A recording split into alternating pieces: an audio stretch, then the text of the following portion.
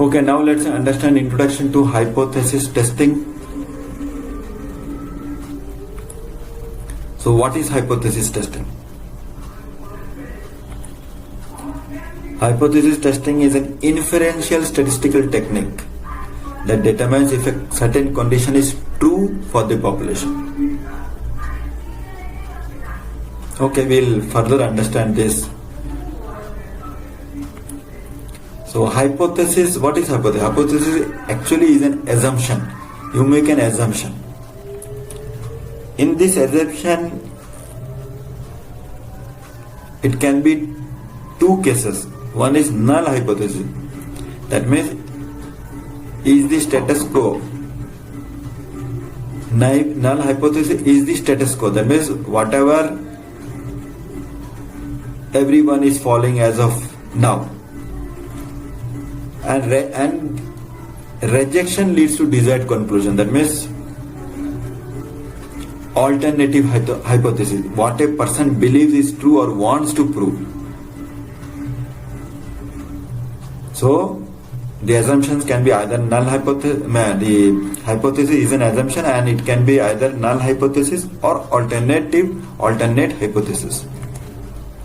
Okay, now let's see the hypothesis formulation. Let's take the example of Coca-Cola. Coca-Cola's most selling product is the 600 ml Coke or Coca-Cola. Since the 600 ml info is on the label, we assume it to be true. But is it actually true? Right? That means null hypothesis or it can be alternate hypothesis. As a customer, we are concerned that there is at least 600 ml in the bottle. If little more, we are okay. As a manufacturer, we would want the volume to be exactly 600 ml.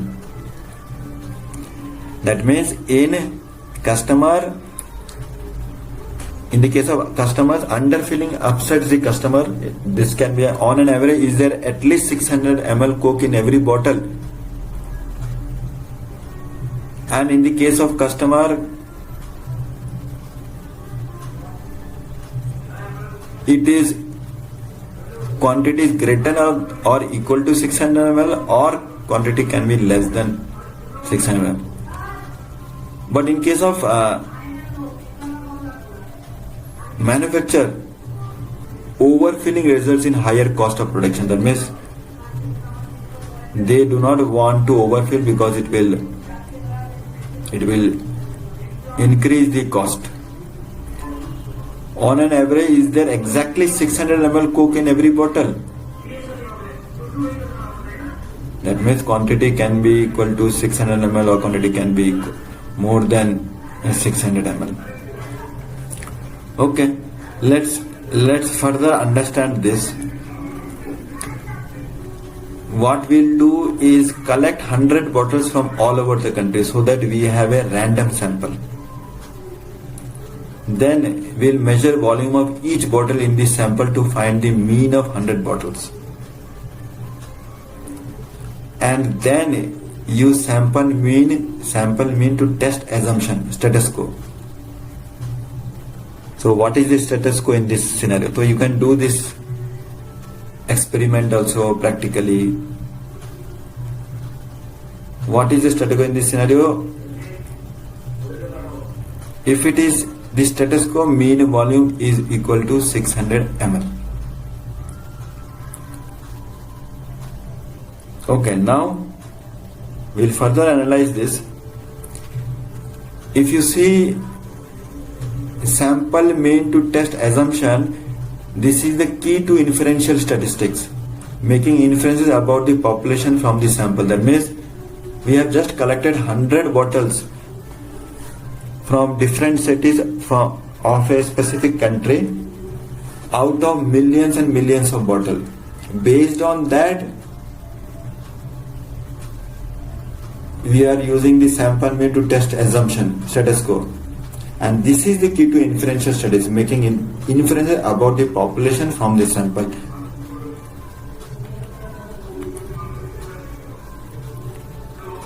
So company claims volume is more than 600 ml. This may or may not be true. So what is the claim or assumption? Mean volume, this is the company is claiming, is more than 600 ml. We have just done a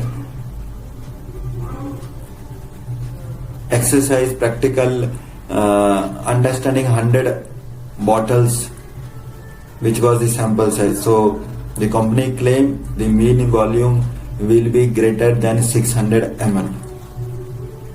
Okay. When formulating hypothesis, am I testing a status quo? That means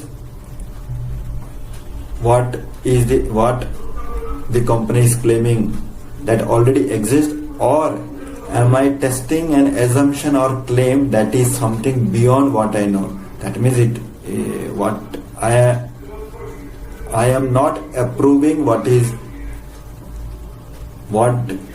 the company claims. Okay. Now, when formulating hypothesis, am I testing a status quo that already exists? That means that is null hypothesis. And negation of the research question. That means if I am challenging it is I am not able to prove it. And in the case of status quo that already exists, in this case the company is saying it is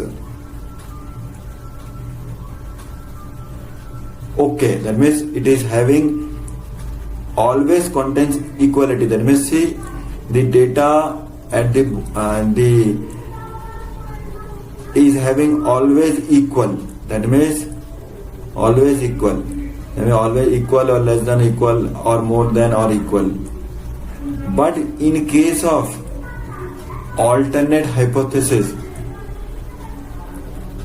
I will prove my research,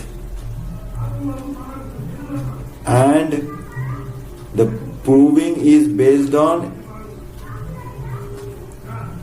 the Coke bottle does not contain equality. That means it is either not equal, that means less or more. See the difference between status quo null hypothesis and alternative hypothesis. Here it is equality is there, and in this case there is no equality. Even more is not equal or less is also not equal. Okay. So this is the way we need to prove null and alternate hypothesis. Okay, understanding null and alternative hypothesis further. Null and alternative hypothesis, all statistical conclusions are made in reference to null hypothesis. So we either reject the null hypothesis or fail to reject the null hypothesis. We do not accept the null hypothesis. Means either we are rejecting or we are failing to reject the null hypothesis, which is the status quo. From the start, we assume the null hypothesis to be true. Later, the assumption is rejected or we fail to reject the assumption. When we reject the null hypothesis, we can conclude that the alternative hypothesis is supported. That means we have proved the research, the alternate hypothesis. And if we fail to reject the number, it does not mean that we have proven the null hypothesis is true. If we fail, it does not mean that is true. We have just failed to reject. Failure to reject the number does not equate to proving that it is true. That means the status quo is true does not mean the status quo is true. It just holds up our assumptions or this. That means we are just holding up that assumptions or the status quo. Okay, now we'll take null and alternative hypothesis example. Again, assumption is volume is equal to 600 ml. null hypothesis is 600 ml and alternate hypothesis is not equal to 600 ml. That means case 1 data indicates that bottles are filled properly. For example, mu mean is equal to 600.4 ml. That means we fail to reject the null hypothesis, that is, fail to reject the assumption. We cannot say that the null is proved. We can just say that the assumption has held up. And the case 2 data indicates that bottles are not filled properly. That means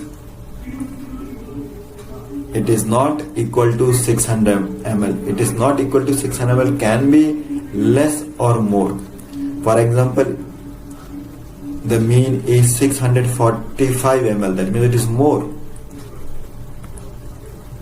So we reject the null hypothesis. That means the assumption of 600 ml.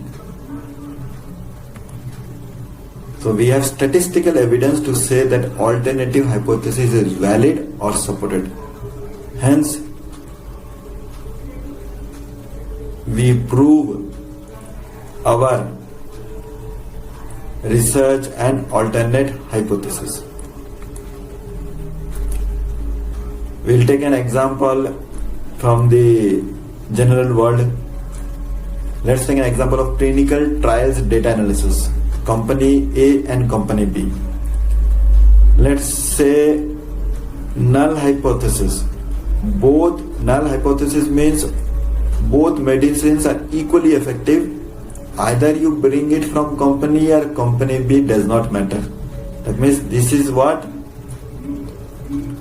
the null hypothesis say. The assumption is, but in case the other way is alternative hypothesis, both medicines are not equally effective, is the alternative hypothesis.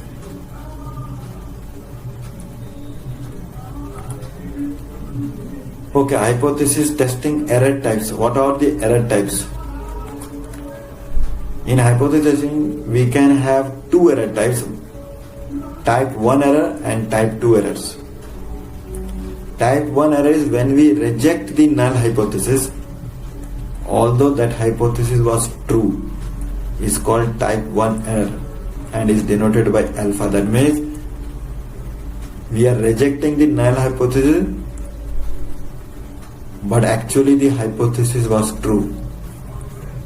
That means type 1 error. And the type 2 error when we accept the null hypothesis, but actually it is false. This is called type 2 errors and is denoted by beta.